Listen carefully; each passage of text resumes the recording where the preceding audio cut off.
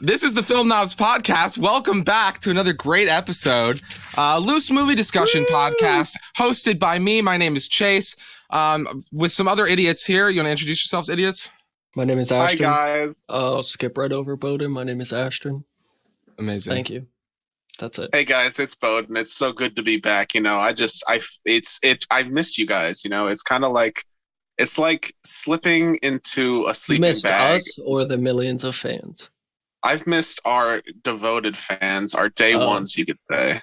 The ride or dies. Yeah, literally day one. Like, there's one of them. You guys know how you go to the dentist and they'll like put that foam in your mouth and then you'll have like a mouth guard or something that like perfectly is form fitted to like your teeth. Yes. It's from the dude like, before. It's very satisfying. That's like how it feels to come back here. You know, it feels like I'm slipping on an old pair of sneakers. You know. I would never want to put that on a second time, though. That's like a once and done deal, you know? That'd be gross to put on again. Like, Could you imagine if they saved it teeth? and like they put it on, like they're like, oh, this is from last year. Oh, or I'm like, sure there's some freaky dentist who keeps all of them and names they them. bring it out passively aggressively, like, oh, this is, your last one from 2 years ago. Your dentists don't do that? Mine keep mine cataloged in like a book, like a binder. As in perfect teeth, like they show it off. Yeah, like if I want, hey, can I have my mouth guard from June 2006? Oh yeah, right here. That's disgusting. Yeah, for your for football, I'm guessing. No, just to go down memory lane type stuff, you know. Oh yeah, understandable. Just like nostalgia. Yeah. You sound like you keep all your teeth in like a bag in the closet. No. Anyway, moving on. This week, though, it's a fun week. We're doing something a little different. We're going to be focusing on one movie in particular that had just come out February 12th, released to HBO Max streaming service. It is called Judas and the Black Messiah. Big topical biopic that just came out by Shaka King. Sorry, what did you call it?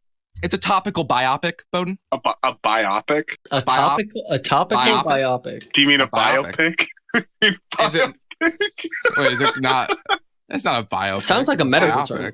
It's a biopic, but it's okay. We'll skip over that. A biopic, dude. Fuck, we're gonna have to cut that already. Fuck, dude. Start over. The pod, dude. But yeah, whatever the fuck it is, it's like a historic period piece about Fred Hampton, who was a prominent social activist in Black Panther in the 1960s, and I believe it was Illinois, in Chicago. The Illinois chapter. Yep, and this film is kind of told from the perspective almost of FBI informant William O'Neill. The piece itself is very accurate. I looked up all the facts and stuff to see if it was as accurate as it is, and all that shit actually happened. Like, everything was pretty detail-focused, it seemed, on this film. Do you guys know anything about Fred Hampton coming into this, or the Black Panthers in general?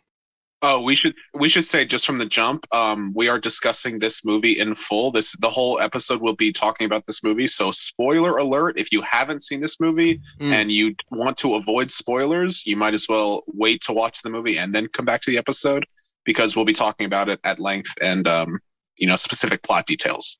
Yeah, what he said. If you want to avoid spoilers, just click away. Go watch the movie and come back here. Yeah. Fucking Don't watch it. Definitely forget about it. Forget that it's a show. All that stuff. Unless you like spoiling movies for yourself. Yeah, you sick fuck. If you don't want to watch a movie, this is the perfect episode for you. Because we're going to tell you all about it. I mean, because it's also like it's historical material. So like if you already know about Fred Hampton and stuff, spoilers don't really matter in a movie like this anyway. So yeah. That's true. To answer your question, I knew absolutely nothing about this. I didn't even watch the trailer going into it before you guys decided. I just kind of knew a few people that were in it, and was definitely surprised at the movie and like everything that happens in it. Did you not know anything? Like, did you not know? No, I knew Fred Hampton absolutely. Eventually gets assassinated.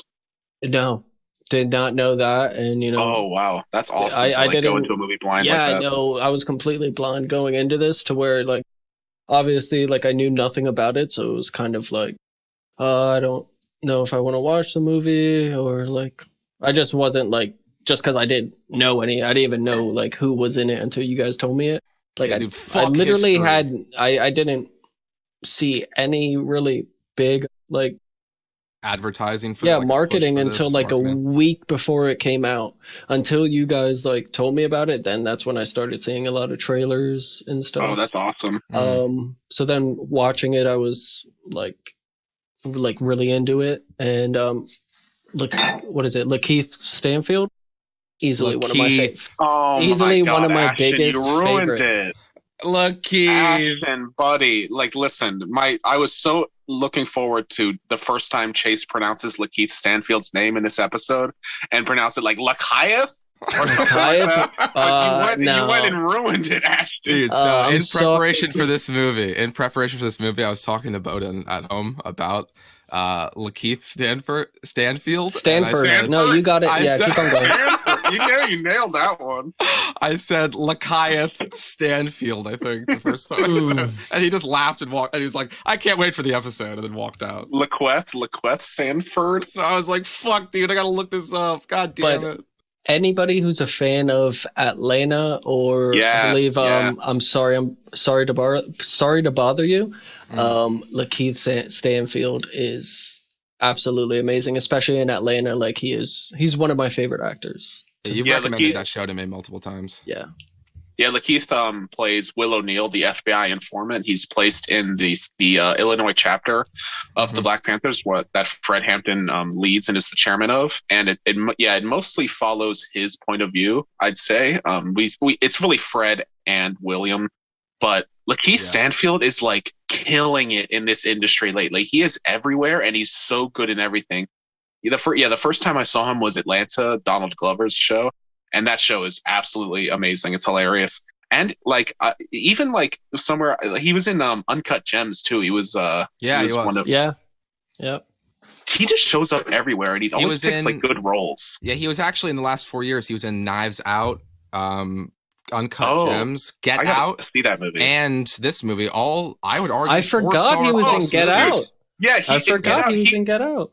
Yes, he was the character who the first time says you get out. Well, I think because when they have the family meeting and it's all just this strange old white people, he was like the one other black guy there, and he was clearly already being inhabited by another white person, and he was super awkward and weird. He was that was his character, right? If I'm not mistaken. Yes. So yeah, he was. Without going into too much with this, sorry if you didn't see Get Out, go fucking watch Get Out, you idiot. That's an amazing movie. Yeah. But amazing. In that movie, he was the first person that was there. He was actually in the opening scene. He was the first gentleman stolen or taken, so to speak, on the road in that awesome, like gritty, weird opening, creepy scene with the car on the dark street. That was him who had originally gotten stolen. But yeah, that's the first time I saw him. I didn't see him in Atlanta, but he's fucking awesome. I loved him in this. What a complex character. I also want to give another shout out to an amazing actor in this, Ashton Sanders. You know, we share the same first name. Who the fuck is that even? Ashton Sanders. I saw his name. Yeah, he's Jimmy Palmer. He plays. But he, what I seen him in was the Wu-Tang Clan saga, that like the dramatic reenaction of it on Hulu, and cool. It was pretty amazing. And you know, also seeing somebody else with the name Ashton. Is that like a kung fu movie or something? The Wu-Tang Clan? Are you fucking dumb? Is that like an ancient Chinese martial arts family or something? I mean, like all I know is that the Wu-Tang Clan is nothing to fuck with. But go on. Well, okay, I guess that we're just gonna skip past that ridiculous segue. But anyway, yeah, back to the movie. Daniel Kaluuya plays Fred Hampton in this, and oh my god, I think that might be his best performance I've seen him give yet. Even with all of his other brilliant fucking performances that he's given. Dude, what a fucking hypnotizing fucking performance, dude. Like when he was just watching him speak to everyone. I looked up videos of Fred Hampton after this to see like exactly who he was. And he spoke with the same kind of mannerisms, the same tone, and the same like speed and emphasis on everything. It was insane. He embodied him perfectly. He nailed that. Like I don't want to call it an impression because I feel like that reduces it. But he embodied the person so well. Dude, oh man, it was so fucking accurate, so good.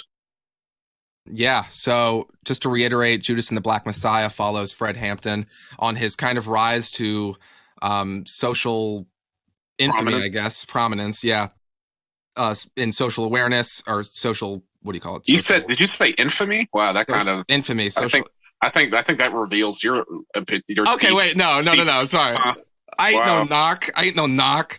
But it follows him on his rise to social prominence. And also William O'Neill stalking him and feeding information about him to the FBI, which was it's like a very complex situation what William O'Neill is in, right? Like, Yeah, you kind of it's. hate the character the entire time because he's just a fucking narc, really. I'll be honest. I didn't hate him Yeah, I at didn't all hate in him. this movie. I I didn't hate really him at just all. saw. I saw Really? both. I saw really him both. trying to live. Saw Yeah, him trying to exactly. survive as well. I saw him as a victim as much as Fred was in the society back then.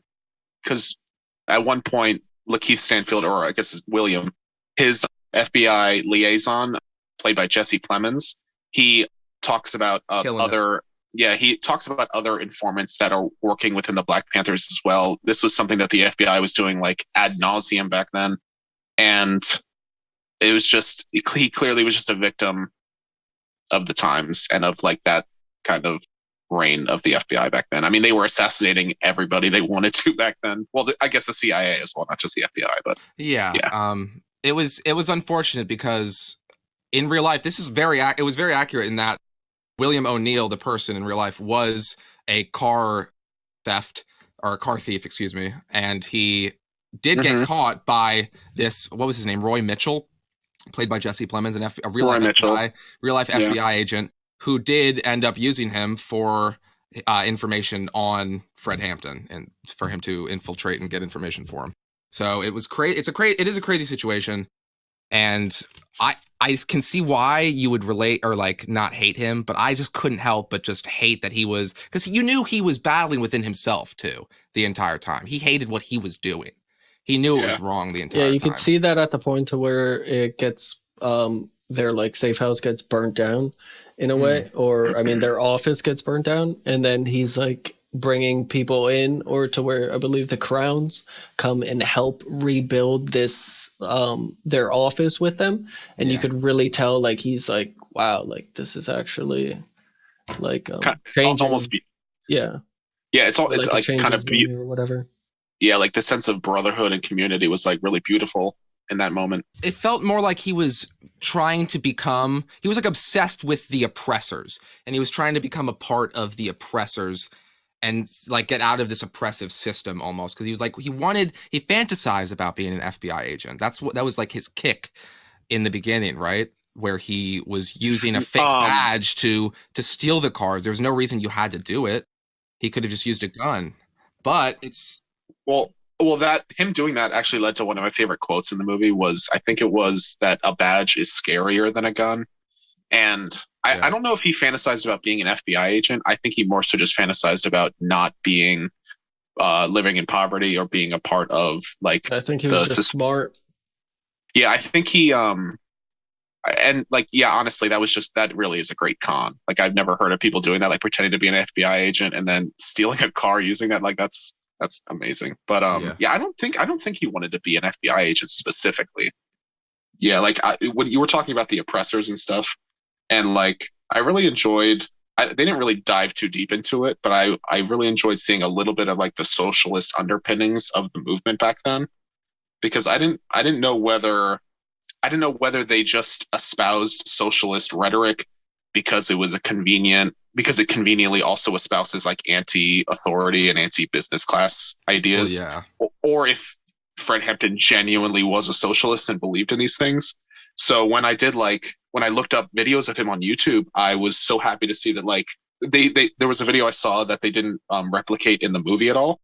He was just talking about class as a divider amongst the proletariat, amongst the working class. And I was like, wow, if he wasn't a socialist, which from that rhetoric it sounds like he is, then at the very least he was a fan of Karl Marx, because the idea of class being the thing that divides everyone more than anything else, religion, race, nationality, is a very Marxist idea. Like, you as a worker in this country have way more in common in my eyes with a worker in, like, say, Brazil or in Africa somewhere than you do with a CEO in America here. Like, that's just absolutely. That's a very Marxist idea, the idea that class unites us and divides us more than anything else. And to see Fred Hampton talking about that in that speech was so fucking cool to see. And at 21 years old, like, this man was 21 years old when he was assassinated, and he was already this politically sophisticated and politically savvy. This man was woke as fuck, dude. He was woke as fuck. That's like, sure. It's an idea that's been perpetrated like since the dawn of time. It's like class warfare has existed since, money existed. It's just, there's always been that division, and we've always been fighting with them. And it's, these are ideas that we're still fighting to get today. It's like they were talking about, this cured a lot of like different preconceived notions I had about the Black Panthers. I always thought they were just like mad aggressive and shit like that. I don't remember everything that I learned from school about them. So to watch this and then look this all up, it was, kind of like refreshing. But yeah, that's so true. Yeah, and like they were just talking about like feeding kids and shit, like poor kids, opening a medical center on the west side so people could get saved. And like, dude, this is like basic shit we should already be doing. Like, this is like, it's not even a question to me. It's just that it's ridiculous we're still fighting for shit like that just to feed fucking like hungry kids and shit, Yeah, it's absolutely insane. They were just doing it by force because they clearly weren't getting the assistance they needed. And that's something that like I felt compelled to agree with, and that compelled me to love this fucking movie and fucking Fred Hampton in general. But yeah, I mean, what an amazing orator. Like, that guy could give a speech. I mean, he had such like gravity to his presence. Like that whole I am a revolutionary. That whole Is there any film of Fred Hampton, like the real Fred Hampton? There's some tapes on like YouTube, for example, of him giving some speeches and stuff. You should definitely look him up if you feel like, because he's got some fucking. One of my favorite scenes of the movie was easily when he comes out of jail and then is welcomed by everybody at the church. And like just seeing everybody that he brought together, like that you've seen in the few scenes of like the Confederate group, and then also like they talk about the Hispanics, how they came together, and then like you just see everybody there when he comes out and like speaks for the first time since being out. And that was so that was him getting this happened in real life as well. He reached out to other collectives in the Chicago area, the Young Lords, the Young Patriots, and the Crowns. Those are all three real groups that were shown in the movie, him contacting and grouping up with to like have the political platform and also the resources to carry out all of these ideals that he was coming up with to help everybody. And it's like, that was fucking cool. And he formed the Rainbow Coalition with all of them together. Dude, that was one of my favorite parts, because I only learned, it's so funny that this movie came out now, because I only learned just recently about like, because there's that great scene where he goes to, I guess they're called the Young Patriots, I'm assuming was the redneck collective. He went to them and he spoke to them about anti-cop stuff, and they were all like, yeah, dude, what, you're speaking some fucking truth. And it's so cool to see, because like rednecks didn't used to be like such bootlickers like they are today. They used to be the gun-toting, anti-authority, anti-cop group people. They just want to be left the fuck alone, have their guns, have their god, do some fishing and hunting, and they was great. But like, to see that back then, to see like Hicks standing there with like a Hispanic group and a black group was so fucking cool. What's like, scarier to the FBI, Oh, what's nothing? The scariest thing to them is all of the working class standing up together. A highly militarized union of people that are coming together collectively to take them down. Hey guys, we tried to pit them against each other with like petty squabbles like race and religion and shit, and they're starting to get smarter about it. Oh fuck, they're overcoming the hurdles. Okay, what are we gonna do? Yeah, that was a great fucking moment right there. I hope you guys thought that Dominique Fishback as Deborah Johnson was also an amazing performance. Oh my god, I wanted to get to her, dude. The romance between them, while I thought she did necessary, amazing. It was so fucking cool. Yeah, dude. And the scene with the assassination was just unreal with her. Like oh my god, yeah, you really felt that. Like, yeah, you felt that one. Yeah, that climactic scene when the FBI raids their little home and oh my god, just lights them up like that was brutal. And at the end, you see that the officers shot 99 shots while the Black Panthers shot one. One shot. One shot. And they were sued. Amazing. They were sued over that one shot that they fired. And what were they suing for? 41 million, and they ended up getting 1 million. I think that they fought that case for what, 12 years? 12 years, the longest at the time, the longest civil rights case. Yeah, I looked that up. I liked fucking the scene. Absurd. I liked the tension between them during that poetry scene where it was the poet. Yes, she spoke about the irony of like a Philistine and a poet getting together, and that was really tender. I liked their relationship together. Well, yeah, that was a really, like weird thing because having a baby and everything, I obviously sided with her a little on how she was like, I want to have this baby to where I'm not scared if my husband's going to die. And you're going up speaking about how you're ready to die for this cause and everything. Yeah. And, that really, that shows the commitment of Fred Hampton to ideology over just himself and his personal pursuits. That was so beautiful. And once again, fucking 21 years old. This guy was fucking amazing. Holy shit. Yeah. It's insane. He killed at 21. I that was the most shocking thing about watching this movie. I did not know he was that young in this movie. Or in real life, I guess I should say. The dialogue was so good. Just everywhere, the dialogue was amazing. It was so compelling the entire time. So many good quotes. Power. Anywhere there's people, there's power. Oh my god. Yep. Great writing in this movie, that's for sure. Yeah. Just as a little fun fact, this is something I knew before I even watched this movie. The only time in history that the NRA ever, in the history of its existence, that the NRA lobbied for gun regulation and for gun reform was when the Black Panthers were walking the streets open carrying. The only time in history. Is that that's real? That makes sense. That is a real fact. And I wish we got to see a little more of that in the movie, because the Black Panthers used to do this thing called cop watching, where they would roam the streets open carrying and just observing the police, basically being like a third party oversight organization for the police in case they ever were caught harassing or brutalizing. Yeah, that was shown. That was how Jimmy Palmer got shot in the film. He was it seemed like he was cop watching. Yeah, that's Ashton Sanders. Was that what his name was? Yes. Ashton Sanders played Jimmy. Great Palmer. First name. Can I just say that? Great first name. Wow. Yeah, I've heard it before. How did he choose it? He actually chose it based off of the podcast, The Film Knobs. But yeah, he was cop watching, walked into that diner, and got kablowied. Got shot right there. Kablowied. Can you maybe be a bit more sensitive? He got gunned down. Got gunned down by the cops. Yeah. Kablow. Yeah, but and then later was killed in the film, kind of sparking Fred Hampton's second, stoke in the the second act of the film, really, when he got out of prison and stuff, and he learned of his death. Oh yeah, that was a big moment. Kind of inspired him later on. Do you guys remember the shootout between Judy and Wyatt and the cops on the street? And honestly, the whole time I just wanted Lakeith Stanfield to get out.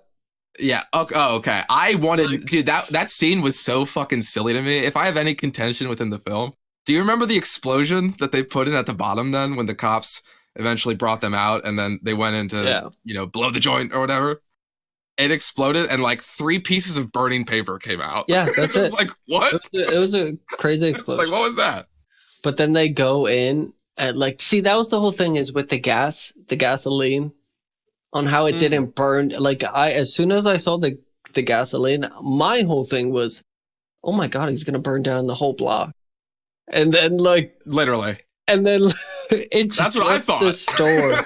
It's just a store, but understandable. Just some charred drywall. Yeah, the foundation wasn't ruined at all from the fire. Apparently, nothing to worry about. It was all brick. I guess you guys wanted it all brick down or something. No, is that what you guys wanted? No. I was just laughing at how I don't know. That scene was funny in my opinion. I understand that it's all bricks, but I don't know. I thought there was gonna be like a way more like the whole place. Yeah, Well, then you do see. I mean, yeah, it turns out mortar is pretty resistant to some fucking fire, dude. Well, no, you do Is see that a Fred problem for you? Hampton. It is a big deal because you do see Fred Hampton in jail. Like the cop or the CO comes up and like throws a piece of like news, a headline, and says it's. What does he say? It's over. I believe. Like I when don't he's know, like, yeah. it's over, And and it then says it was burnt down. Yeah, and then he finds like Fred Hampton in jail finds out that they burnt down the office during a shootout and everything. Oh yeah. He cried then, yeah. Yeah, but it was weird. The whole time I was anticipating somebody seeing William or Bill, Wild Bill. Yeah, well, escaping? Like yeah. as like like that whole scene, I was like waiting for like Deborah to like possibly see him or something, yeah, or like that'd be some crazy. like the whole movie. I was anticipating somebody finding him out. Like that was it. Oh yeah. Well, there was the closest we got was that one scene with Judy and White in the car where they pulled they a had him at fucking gunpoint. gun on him. Yeah, they pulled a gun on him, and 'Cause they questioned him and his involvement in whatever was happening at the time. I forget what it was over. He Specifically when. goes to it starts off with them. Well, the movie starts off with him robbing, like doing this robbing, and he's showing the fake FBI badge and everything. And then once these guys are like, "You're not FBI," he runs away, still steals the car. Oh, that's what it was over, because they learned that he used to flash the fake badge and shit. And he had to explain all that to them, and then he had to fucking hotwire the car in front of them. Yep. And oh my god, I was so fucking nervous the entire time. That's one thing that added solid tension throughout the entire. Well, that's movie, the thing. was If you would, idea that he was going to get fucking caught at any goddamn moment. If you were to see, if you would see Lakeith Stanfield in Atlanta, you would know that he's very like he's good at playing like anxiety part, like or like stressful parts of like any like thing, like so like it was like during that like I was like, oh my, he's just an amazing actor. I can't talk more about how much of an amazing actor he is. Yeah, once he was able to prove it, his nervous, like, but so relieved laughter is like, hey, of course, who are you guys talking to? I died. I fucking died. Or even at this, he does it again when like the FBI informant that is also a Black Panther comes to him at the bar. Like he later George finds Lamp, out I think his he's an name was. FBI informant, but he comes as a fugitive of a Black Panther, and he's talking about how he killed this guy or whatever. And of course, he's like laughing frantically, like learning details on how they kill an FBI informant. And he's like, it's like, shit, you're lucky I wasn't there. I would have fucking beat the shit out of that motherfucker. It's like, I would have killed it. Yeah. He went on like a tirade. Was skin that motherfucker. That was so good. That's why they called him Wild Bill. Wild Bill. Oh my god, one of the parts that it might have gotten my blood boiling the most was the little meeting that Roy Mitchell, the FBI agent, had with his superior, where the superior was questioning. God. Yeah, the superior was questioning him. What a piece of shit. Martin Sheen, guys. What a piece of shit. Oh my god, yeah, he was questioning Jesse Plemons' character as like, what are you going to do the day that your little girl comes home with a black man? Basically trying to like reaffirm that he is as committed as he seems to be or whatever. And it's just like, wow, just a fucking disgusting basically like, hey, you're with the goal, right? You know what we're really doing here. Yeah, huh? you're still with us, right, buddy? You're still on our team, right? Like that oh my god, the cognitive dissonance of at one hand being the oppressor and on the other hand claiming victimhood is so fucking disgusting and stupid. Fucking boils my fucking blood thinking about it. Oh, dude, it pissed me the fuck off every scene with them. It's just like crooked, oppressing assholes that have no absolute loyalty to the whole law lecture, and justice. The whole lecture that they had to go to, the whole like school college lecture that they had to go to when they're saying like how bad the Black Panthers are and everything. Oh yeah, that was like that wasn't a school like that it seemed fucking like it. Seemed like that's how organized the police force is. It looked like that was the FBI though, and like a dude. It's so fucking insane watching this movie because like back then they were trying to describe the Black Panthers as like a basically a domestic terrorist group, a militant group, yeah.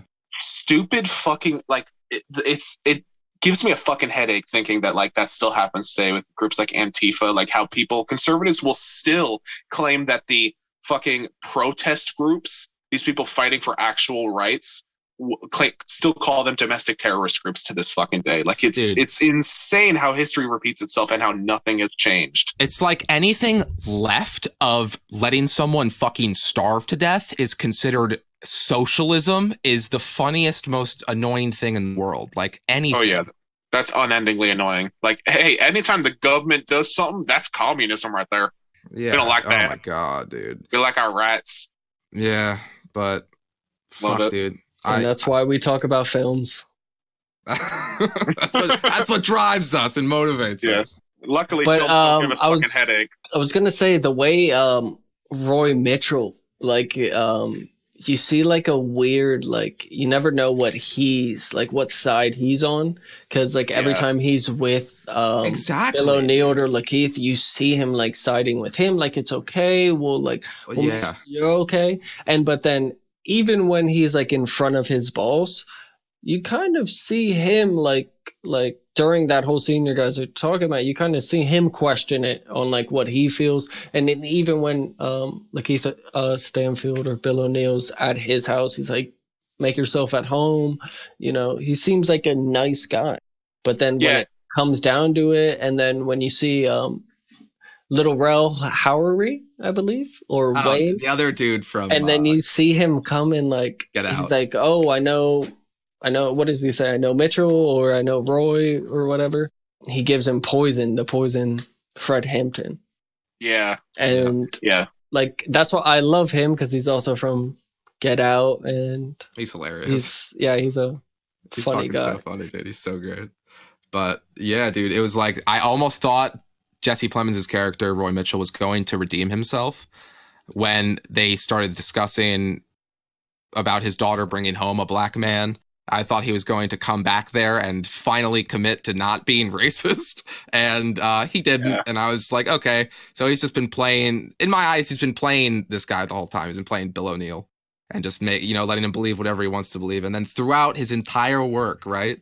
Months and months of feeding him information, he gives him $300 and the keys to what? A gas station or some gas station? Yeah.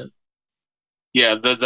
Him desperately not wanting to be a part of William, he desperately not wanting to be a part of like the proletariat or the working class anymore. But like then, great, like, I'm one of you now. I own a business. Cool. Right after that trauma, scene, dude.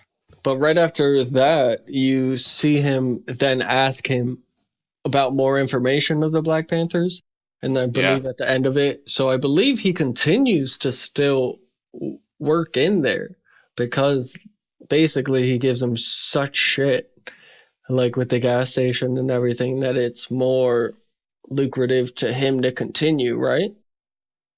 Well, in real life, they straight up gave him $300. That's a real thing that happened too. Yeah, but he continues after that. That's why, you have Jesse Plemons ask him like more information on the Black Panthers, and then he's like, "Oh, I'm done with that." And then he asks, like, he's like, "Are you sure?" And then you sure, bro? You sure, bro? Yeah, are you sure, bro? No, and then it continues. It said at the end of the movie when they were giving like the epilogue.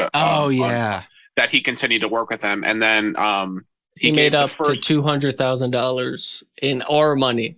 Yeah, in current time money overall throughout his paychecks for working for them. And then they also describe how when he eventually gives his first on-air interview, years after he's done being an informant, and the interview airs, the next day he commits suicide. Yeah, it airs on PBS. The very next day he commits suicide. Crazy. Dude, that's when through that whole thing, I was like, when they were talking about Deborah Johnson, and then Fred Hampton's like baby, and how Fred she ended up like working like she's still alive. Is she still alive to this day? She is, yeah. Fred Hampton Jr. is still alive as well. Yeah, and like that whole thing, dude, like going through that whole thing as they were talking on how they like survived and still made it out was like tear jerking, I would say. It's insane. Yeah. Shaka King, the director, went to her name. She changed her name, but they came to her and Fred Hampton Jr. to talk to them and get permission for everything they had written for the screenplay for the movie before they went into production. That's fucking dope, man. That's awesome. Gotta respect that. Shaka King. I haven't seen any of his other work. I looked him up, but I'll be on the lookout for this guy because this was pretty well done. Yeah, like I did a little research. Apparently, some guy named Will Burson had a screenplay originally for a Fred Hampton biopic, and it involved Biopic? a biopic, A biopic. a bionic man. Biopsis? I'll be honest, I He had always thought it was a biopic. An autopsy. He had a screenplay for a robot, and he originally had F. Gary Gray as eyed up for the director. F. Gary Gray, if anyone doesn't know, he directed Friday, the original Friday, and like some other big. Oh, also Straight Outta Compton, Good movies. NWA Both biopic good movies. thing.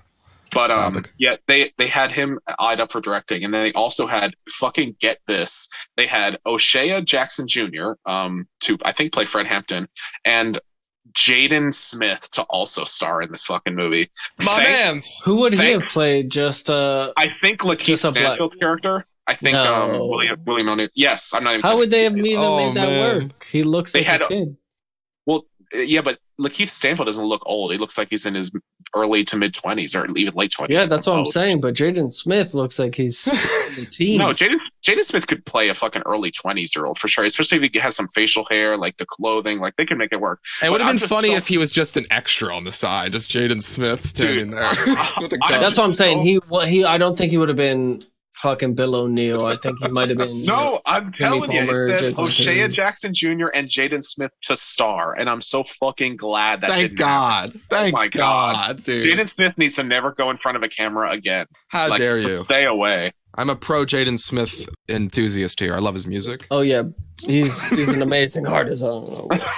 Also- Also, this is great. The original name for this movie before it was originally announced as Jesus Was My Homeboy. It's not bad. I would have watched It's it either not way. awful. It's not bad. I would have watched it either way. The Oh, it's impact, great. the impact would have been greater, of course, across all Oh, audiences. absolutely, fucking phenomenal. I do like the fact that they named it this, though. I thought about it when I was done with the movie. I was like, why do they call it Judas and the Black Messiah? And it's like Will O'Neill is basically Judas and led Fred Hampton, who in this case is the Black Messiah, to his death. He like betrayed him and ultimately got him killed. Yeah, it was great. I mean, I don't know. It's a cool metaphor. As far as civil rights leaders and like the tier list for that, keep on the lookout for my civil rights leader tier list. I'll be uploading later. I don't know if Fred Hampton's the Black Messiah, but Malcolm X is pretty fucking cool. But it's fine. It's fine. I'm not gonna complain about it. But yeah, you can No, disagree with keep Shaka on going. King. You know, Keep on disagree with going. Shaka I'm King all you sure- want, but I'm sure since we have a huge American audience, I'm sure they will love that. Keep on going. Absolutely. Shout out Shaka- to Malcolm X. is Shaka King not like one of the most badass fucking names you've ever heard of, by the way? It sounds like a Ugandan warlord made this film. Like, you know how like a lot of like civil rights leaders and stuff, they'll have like immense black pride and then change their name to like a pseudo African name kind of. Yeah. Like that sounds like what that guy did. Like Shaka King, that's a badass fucking like name, dude. No hate. Also- We love you, Shaka. Come on the podcast. Yeah, forgot next to- week. Shaka. Speaking of Shaka King, this week. just in. I forgot to mention when they went to meet the Crowns, like the gang or whatever. I loved like the style of old like civil rights gangs back then. They had such like I don't know. The berets. The berets were the shit. The berets were everything man. there. Doesn't it feel like the shit? Doesn't it feel like gangs nowadays have lost like that kind of black pride or like black brotherhood? I don't like, think on essence to Gangland. them? I don't think on Gangland they've ever shown a gang that wore berets. Well, not even just the berets. I just mean like I don't know. Checkmate. It's such a Checkmate. badass style to them. You know what I mean? I just loved that. The Crown leader. Oh, was absolutely, so cool. dude. And it was like Yeah. more What's up, respectful brother? almost and organized because the one dude spoke Yeah. out of turn and the other dude straight up slapped him in his face in front of Understandable. hundreds of people. He's like, bro, Understandable. brother, show respect. And he's like, brother. And he's like, stood down. And it's like, okay, I respect call- that. Calling each other brother and shit, like, but like not like brother, like you know Like what I mean? Like, family. the- Yeah, it's a yeah, the respect black- thing, a I brotherhood don't know. thing. Yeah, the black pride thing was so cool Unity. back then. I feel like gangs have like lost that. Yeah, Yeah, Bowden knows a lot. I'm Bowden sure- actually has yeah. been in a gang. Yeah. Keep in Yeah, mind, I'm, I'm yeah, sure. keep in mind, I'm very white and I'm talking totally out of my ass right now. The palest person I know, actually. And that's where we get our name from. I have a white blood cell deficiency, Chase. Come on. Oh fuck! I didn't know you were gonna talk about that on cam. But overall, amazing movie, and I will be shocked if it does not get an Oscar. What did I say? At least a nomination, dude. At least for fucking I Daniel put a T in Kaluuya. there. I don't understand. I would not understand. No, there will absolutely be a best actor nom for Daniel Kaluuya. There, best supporting actor Best for supporting, Stanfield, best possibly. picture. I would Also, hope. best. It's way too soon to say best picture for sure. It's only Chase, February. please do not say best soundtrack. Dude, best soundtrack, Oh, dude, here of all we go. time, dude. Seriously, no, but literally the soundtrack. Chase knows was pretty sound dope. mixing. Chase knows sound mixing and sound Why design. can't why can't I talk about how good the sound, I'll be honest, the music the in the movie beginning- was, dude? It was Okay. heavy bass lines and Yes. smooth jazz, dude. It was fucking awesome. I will completely agree with you. Thank the you. music in it was Fucking very bitch. captivating, Stupid bitch. and Yeah. I loved it. I absolutely loved all of the movie, and I will be surprised if it doesn't get an Oscar. And all the fans can come back here, and they'll be like, "Oh, Ashton fucking called it." Ashton called it, dude. We're calling it here. Definitely some Oscar noms, potential Oscar winner in some categories. You heard it here first. Check us I don't know out. what else to Invite tell us you. to any film festival. We're willing to go, COVID or not. We're desperate. Mask. We don't care. If it's in a basement, we'll go watch a movie. It doesn't matter. Let's run through our honorary Film Nobian star rating system now. Everybody's going to give it a star rating out of 5 stars. 1 out of 100. I think we should do 1 out of 100. Do you want to change it? Petition to change it? No. 1 to 100? Petition to change? 1 out of 1,000. That's so much more difficult. There's so many more numbers to choose, though. Yeah, I can't be that accurate. I'm sorry because Yeah. I'm gonna get obsessed with like, okay, Yeah. wait, does this movie Numbers. beat this movie? Like I Like a can't do that. 96.25 We'll or have something. to figure out Like, formulas. Oh, we're for doing the movie. decimals. We're doing 100-point score and decimals. I'm fucked. I can't fuck, do dude. that. All right, Nah, but, so 1 I- out of 5. 1 out of 5 stars. Yeah, if you're on my letterbox at all, you see I already graded this. I gave this a 4 out of 5 stars. I really enjoyed it. I think there were some lulls in the movie for me where I just lost a little bit of interest, but it didn't bring the movie down very far for me because of that. Yeah, 4 stars I think is Not a great bad. rating for this movie. Not bad. I also gave it a solid 4-star rating. I think for its historical accuracy, it was interesting. I learned some shit.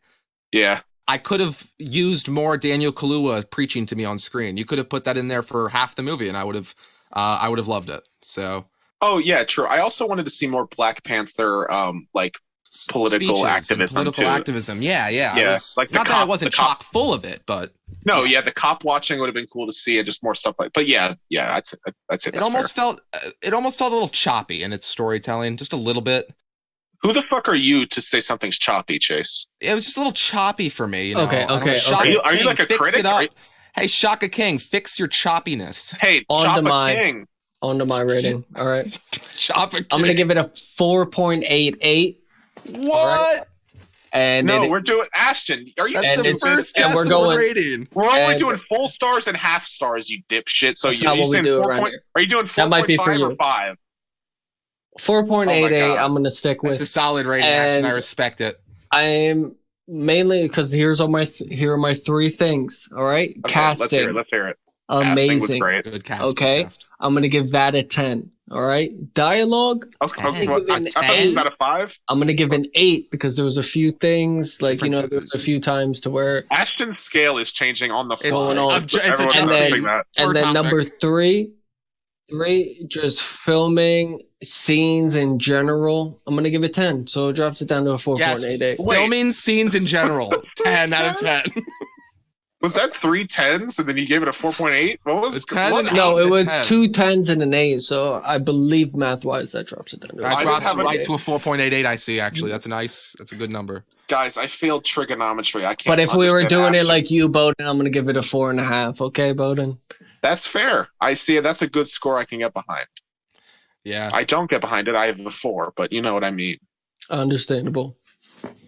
Shout out Guys, to one Ashton last- Sanders as well. One last thing. Does Jesse Oh, I thought Plemons, I thought you were talking about me, but never One mind. last thing. Does Jesse Plemons not look like a narc, though? Like, he could play a narc in any role ever. He just looks My like a God. narc. Even in Breaking Bad, you thought he was shady. He always was. He looks First scene, he's shady. He looks like a sniveling little racist. He really does. I don't know if I've seen Fargo with him, but he's pretty phenomenal. Pretty sure he's like an outstanding citizen, a very nice guy. Yeah, I'm pretty sure he's an amazing actor and probably wonderful. White rude.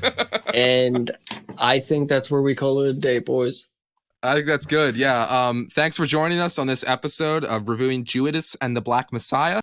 If you want to stay up to date on all the stuff that we do, stay active with us, or just yell at us for any of the things we've said or done, feel free to do that over on Twitter at the Film Knobs. Probably the latter, yeah. Yeah, probably the latter as well. Follow us on our Spotify. We're actually on multiple services now. We'll soon be on Apple, Amazon, iHeartRadio if you use that. Just listen to us everywhere. I believe we're already on Amazon. MySpace. MySpace is coming soon. Tom will approve us as soon as he gets to it. Personal talks with Tom to restart MySpace in hopes of just launching this app there. AIM messaging. But also follow us on our personals. Mine is at Certainly Chase on Twitter. Bowden's is at Bowden _.